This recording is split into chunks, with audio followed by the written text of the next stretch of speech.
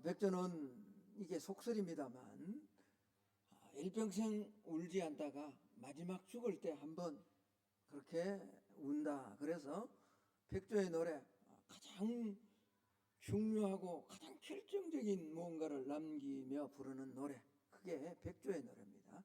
어쩌면 모세가 이스라엘 백성들을 향해서 가장 하고 싶었던 그런 이야기, 그런 말씀인지 모릅니다. 모세는 지난 40년의 광야길을 회상하며 하나님의 신실하심에 대해서 노래를 합니다. 자, 오늘 10절 말씀 우리 다시 한번 보겠습니다. 10절입니다. 제가 읽습니다. 여호와께서 그를 황무지에서 짐승이 부러지는 광야에서 만나시고 호위하시며 보호하시며 자기의 눈동자같이 지키셨도다. 이렇게 고백을 합니다. 사실 이스라엘의 이 광야 40년은 배반과 원망의 연속이었습니다. 그러나 모세의 결론은 명확합니다. 하나님은 단 한순간도 우리를 포기하지 않으셨다는 거예요. 우리를 호위하셨다. 호위했다라는 말은 진짜 중요한 사람, VIP를 아주 접근해서 근접해서 지키고 보호할 때 호위한다가 이야기하는 거죠. 그렇게 이스라엘 백성들을 지켜주셨다. 이스라엘 백성들이 지나온 광야는 여러분 어떤 곳일까요? 우리가 이미 잘 압니다만 광야는 고독한 자리입니다. 짐승과 맹수들이 그냥 표효하고 우는 그런 자리입니다. 이 고독의 현장에서 하나님은 눈동자같이 이스라엘 백성들을 보호해 주셨다. 사실 물리적으로 경험하는 광야는 낮에는 타는 듯한 열기가, 밤에는 뼛속까지 파고드는 추위가 지배하는 황무지, 불무지일 뿐입니다. 그렇죠.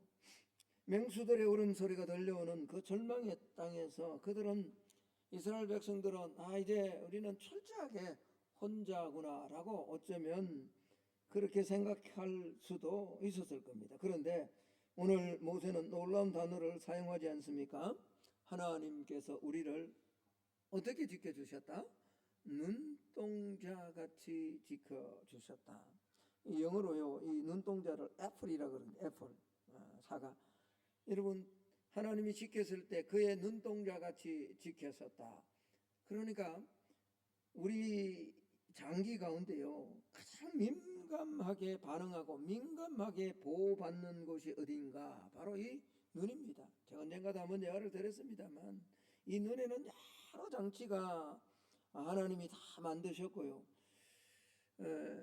그리고 이 눈동자는요 무조건적으로 반상합니다. 그러니까 내가 뭘 이걸 지키라 이게 아니고요, 뭐가 날라오면 내가 지키기도 전에 조건 반사가 아니라 무조건적으로 보호해야 되겠다라는 모습으로 눈동자를 보호하죠. 외부에서 먼지 하나만 날아와도 내가 명령하기 전에 눈꺼풀이 먼저 반응하는 거죠. 우리가 광야 같은 이 세상을 지날 때 하나님께서도 우리가 사실 인지하기도 전에 하나님은 때로는 성령으로, 때로는 천사로 우리 앞에 가시고, 때로는 우리 뒤에 가시고, 때로는 우리를 둘러싸서 우리를 지키시고 보호해 주셨다. 특별히 우리가 힘들고 어려운 고독의 자리에서, 특별히 기도의 자리에서 손을 들고 하나님, 정말 하나님 이러실 수 있습니까? 라는 그런 하나님이 어디 계십니까? 라고 울부짖을 때 사실 하나님은 왕을 호위하는 군사들처럼 하나님의 백성들, 이스라엘 백성들을 겹겹이 삭고서 보호해 주셨다라는 겁니다. 자, 오늘 10절을 다시 한번 보십시오. 여호와께서 그를 황무지에서 짐승이 부러지는 광야에서 만나시고 뭐 하시고요? 호위하시고 뭐 하시고요? 보호하시고 자기의 뭐처럼 지켰다고요? 눈동자. 자, 근데 이 말씀을 읽기 때문에 우리의 신앙이 갈등이 오는 거예요. 우리의 신앙이 막 복잡해지는 거예요. 왜? 둥지를 흔드시는 하나님의 특별 훈련 때문에 그래요. 둥지를 흔드시는 하나님의 특별 훈련. 우리는 흔히 하나님의 사랑을 무풍지대로 생각합니다. 다시 말하면 아무런 문제가 없고 늘 승승장구하고 내가 소원하고 내가 소망하는 것이 내 삶에서 이루어지는 것, 그러면 그게 복이다라고 그렇게 생각합니다. 여러분도 그렇게 생각하시죠? 예수를 믿어도 문제가 없는, 그렇게 문제가 생기면 무조건 문제를 없애달라고만 기도해요. 이 문제 앞에 이게 무슨 뜻입니까? 라고 하나님 어떻게 해야 됩니까? 이렇게 묻는 성도가 그렇게 많지 않습니다. 그래서 하나님 나를 눈동자같이 사랑하신다면서 왜 내 삶은 이토록 고달픕니까? 내 자녀의 결혼의 문제, 내 사업의 문제, 우리 교회 부흥의 문제는 왜 하나님 해결해 주지 않습니까? 자주 하나님을 향해서 항변한다. 왜 내 기도는 즉시 응답되지 않고 내 환경은 여전히 가시밭길입니까? 라고 그렇게 하나님께 항변한다라는 겁니다. 여러분, 이 풀리지 않는 의문에 대해서 오늘 하나님은 정확하게 답을 주십니다. 그게 뭐냐?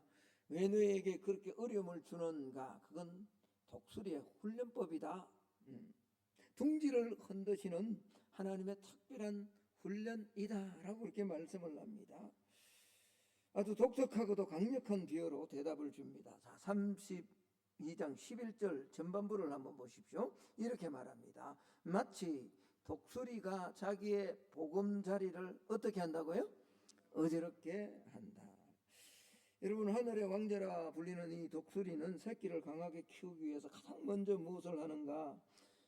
사실은 이 독수리가 새끼를 낳기 위해서는요, 집을 짓는데 아주 내부와 외부를 다르게 짓는다 하잖아요. 내부는 쉽게 높은 곳에 짓기도 합니다만 맹수나 다른 동물들이 접근하지 못하도록 사나운 가시나 아주 날카로운 것을 가지고 외부를 짓는가 하면, 그러나 그 내부는 외부와는 전혀 다르게 틀을 뽑기도 하고 또 풀을 주워 오기도 해서 아주 폭신폭신하게 쿠션이 있는 그런 곳으로 집을 만든다라는 거죠. 그런데 어미는 이 새끼가 그토록 사랑했던 그 포근한 둥지를 스스로 부수기 시작합니다. 여러분, 이게 얼마나 고통스러운 줄 알아요? 우리가 우리 자녀들을 키울 때 자녀들이 정말 바르게 온전하게 성장하지 못하는 것을 볼 때 그 자녀가 스스로 독립하고 스스로 세워지게 하기 위해서 그 둥지를 건들 때는 부모의 마음이 찢어집니다. 때로는 아주 날카로운 마음, 비수 같은 말로 때로는 내치기도 하고 때로는 책망하기도 하고, 여러분 그때 마음은 찢어지는 거죠. 털과 풀을 걷어내어 숨겨져 있던 그 날카로운 가시 돌기 드러나게 만든다라는 겁니다. 왜요? 안락함에 취해 잠자던 이 새끼를 훈련시키기 위한 거죠. 여러분, 이렇게 되면 이제 이 안락함에 취해 있던 이 새끼가 가시에 찔려서 더 이상 그 둥지에 머무를 수 없는 거죠.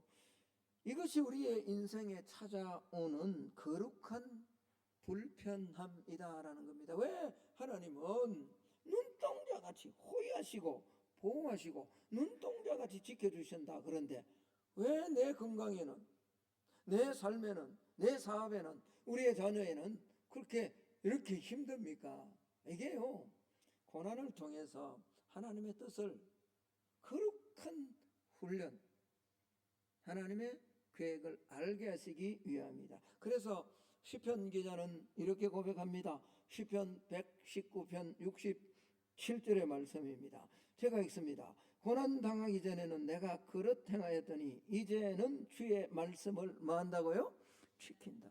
이런 흔드는 방법을 통해서 하나님께 더 가까이 나아가도록 하나님은 우리를 인도하신다라는 겁니다. 여러분, 그렇습니다. 하나님이 때때로 우리의 안락한 환경을 흔드시는 이유는요, 우리가 그곳에 안주하다가 영적으로 퇴보하는 것을 원하지 않으시기 때문에 그렇습니다.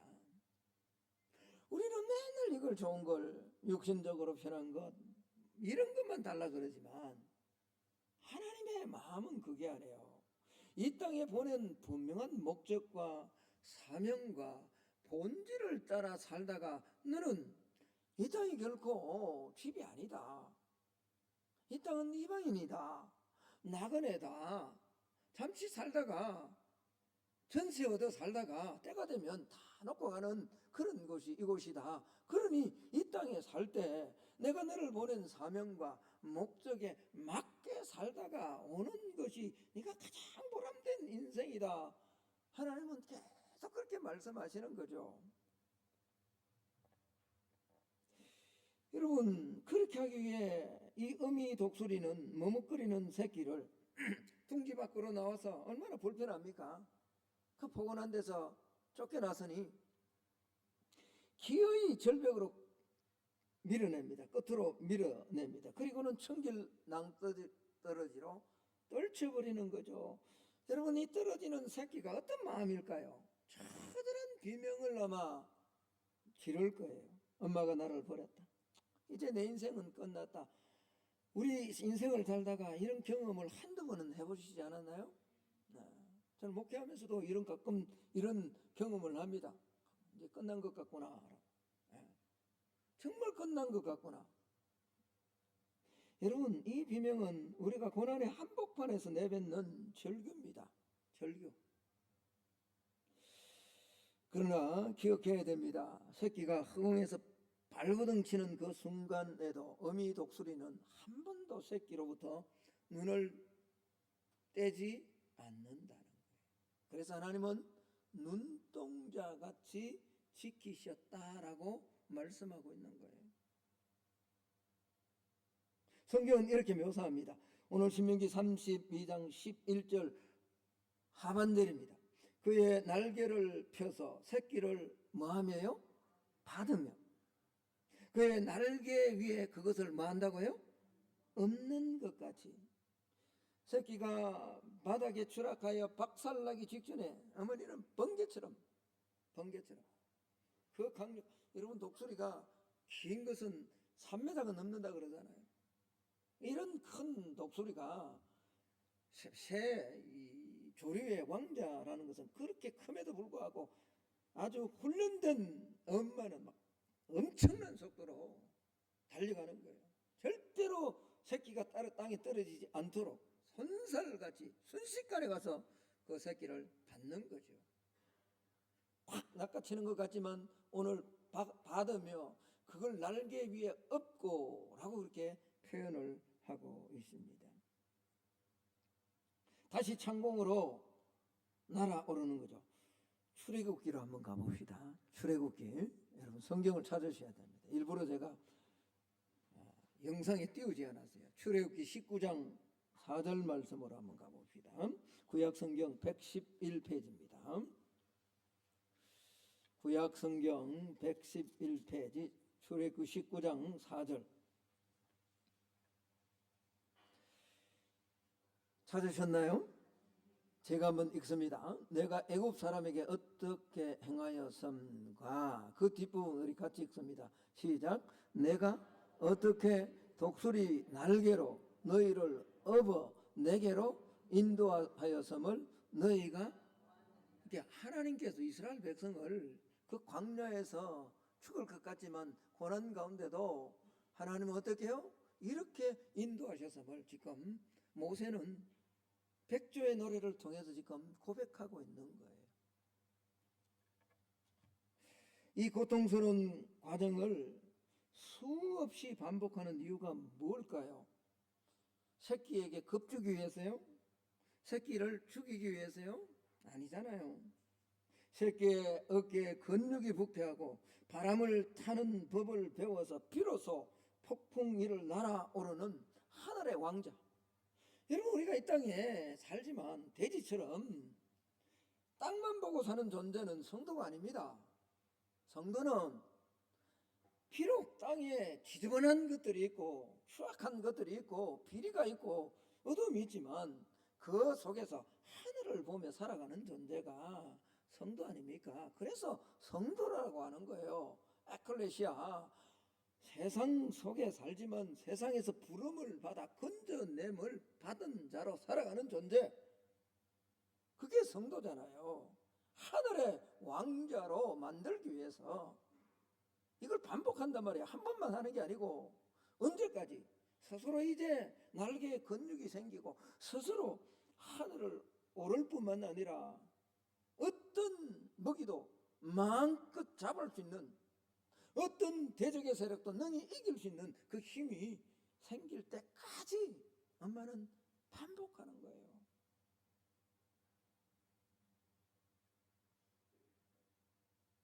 바울이 그렇게 고난을 받고 환난을 받고 고통을 받은 후에 이 하나님의 사랑을 알았기 때문에, 이 원리를 알았기 때문에 바울은 로마서 5장에서 이렇게 고백을 했습니다. 로마서 5장 3절 4절의 말씀입니다. 우리 같이 한번 읽습니다. 시작. 다만 이뿐 아니라 우리가 환난 중에도 즐거워하나니 이는 환난을 인내를, 인내는 연단을, 연단은 미친 사람이죠. 미친 사람. 어떻게 환난 중에서 즐거워하냐고요. 정신없는 사람이죠. 그래요. 그래서 바울은 내가 미쳤다. 어디에? 예수에게, 그리스도에게 미쳤다 말하는 거예요. 우리 정신이 온전하니까 즐거워하지 못하는 거죠. 내 정신이니까. 하나님의 영으로 아니라 내 정신이니까. 그러니까 내 마음대로 안 되면 뭐죠? 여전히 불편한 거예요. 누가? 하나님이. 성탄절 메시지 전했던 것처럼 예수 그리스도를 나의 구주로, 세이비어로는 받아들였는데, 보험은 들었어요. 보험은. 문제는 보험이 들었는데도 여전히 불편해. 왜? 내 삶의 로드십을 아직까지 주께 드리지 못하니까 불편한 거예요. 사랑하는 성도 여러분, 25년 오면서 저와 여러분의 삶에 흔들렸던 둥지가 몇 번이나 있습니까? 한번 돌아보십시오. 그건 그냥 하나님께서 괜히 얻는 게 아니에요. 우리를 사랑하시기 때문에 영적 건육을 키우라고, 왕자답게 세상에 구별된 삶을 살라고 주신 하나님의 은혜예요. 인생의 절벽 아래로 떨어지는 같은 공포 속에 지금도 지나가고 있습니까? 절대로 하나님께서 저와 여러분을 버리신 정도가 아닙니다. 저와 여러분을 영적인 명품으로 빚으시는 특별한 훈련의 과정인 줄로 믿습니다. 여전히 하나님은 눈동자같이 지키고 있습니다. 이사야 선지자도 이사야 40장에서 그렇게 이스라엘 백성들을 향해서 그렇게 말씀합니다. 한번 찾아봅시다. 구약성경 1016페이지입니다.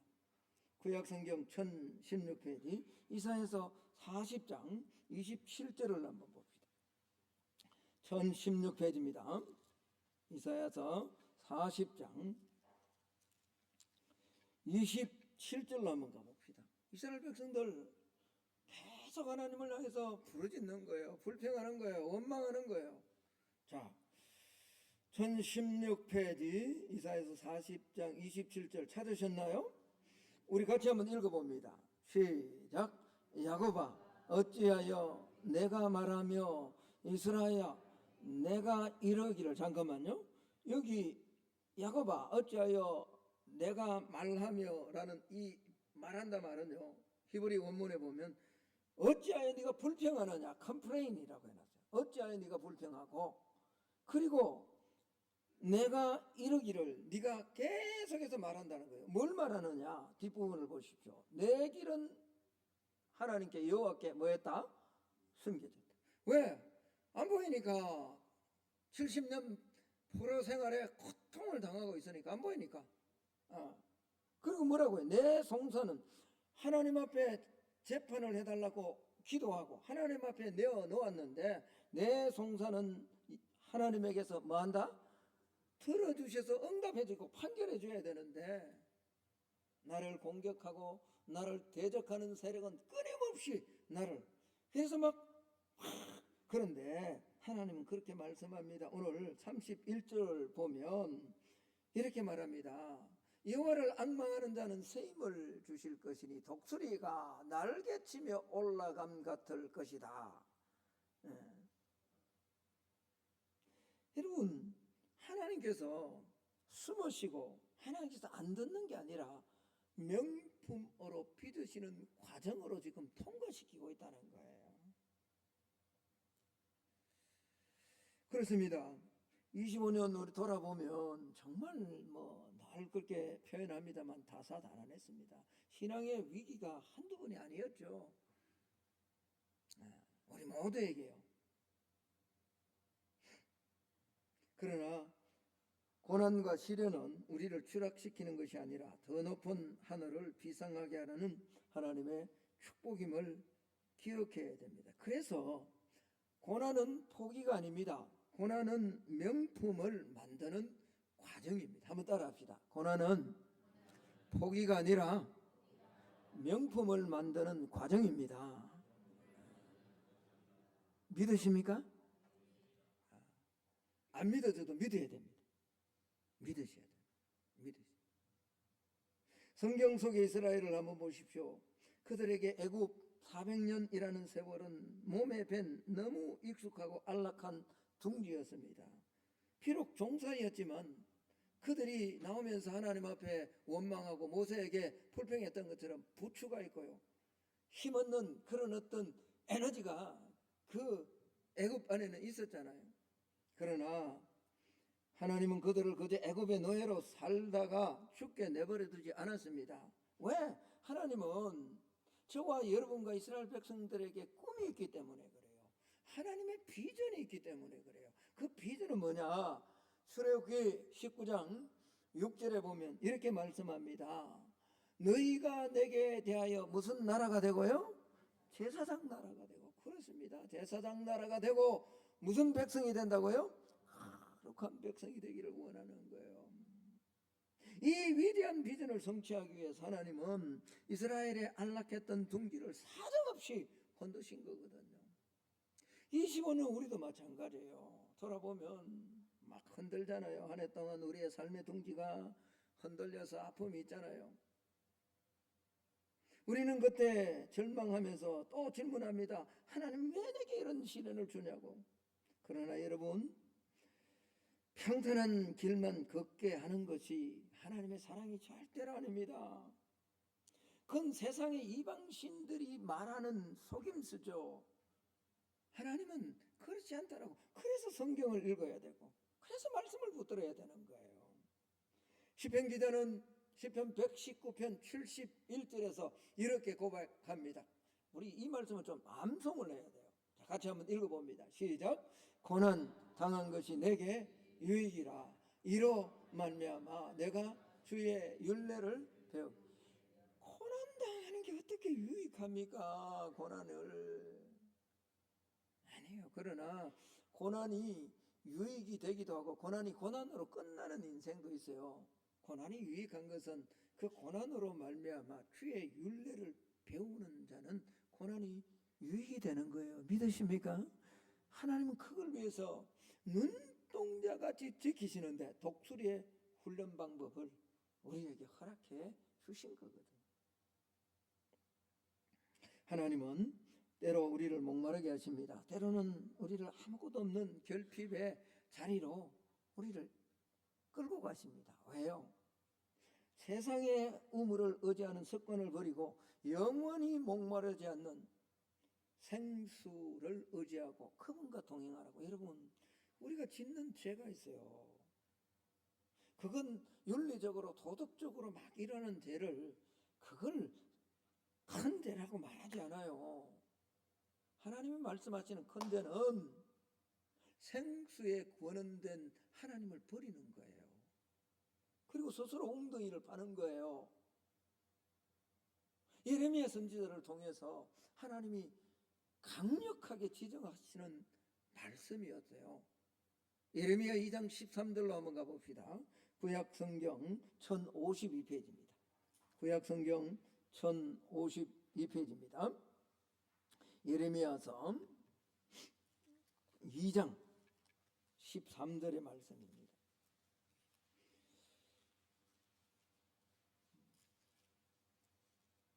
예레미야 2장 13절 말씀입니다. 여기도 동그라미를 좀 쳐서요, 자주 읽으셔야 됩니다. 1052페이지 찾으셨나요? 자, 우리 같이 한번 읽습니다. 시작. 내 백성이 두 가지 악을 행하였나니 곧 그들이 생수에 거는데는 나를 버린 것과 스스로 웅덩이를 판 것인데 그것은 그 물을 가두지 못할 터진 웅덩이들. 여러분, 우리가 우리 스스로 웅덩이를 파는죠. 그거 먹겠다고. 그거 먹으면 갈증이 사라질 거라고. 그러나 우리가 파는 웅덩이, 하나님 없이 파는 웅덩이는요, 다 터진 웅덩이에요. 더 목마를 뿐이에요. 기억하십시오. 하나님은 우리를 고통 속에 방치하시는 분이 아닙니다. 우리를 연단해서 하늘의 왕자로 살기를 하나님은 원하십니다.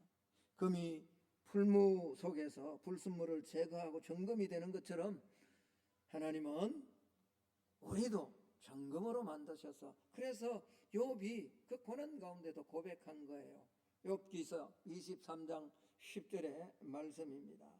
내가 가는 길을 그가 아시나니 그가 나를 단련하신 후에는 내가 순금같이 되어 나올 것이다. 그래요. 내가 순금같이. 광야의 결핍은 우리로 하여금 땅의 양식이 아닌 하늘에서 내려오는 신령한 만나를 사모하게 만드는 은혜의 통로임을 우리는 잊지 말아야 됩니다. 둥지에서 밀려나 흑공으로 떨어지는 것 같은 아픔, 비로소 그것이 우리로 하여금 영적인 날개짓을 할 수 있도록 하나님께서 기회를 주시는 거예요.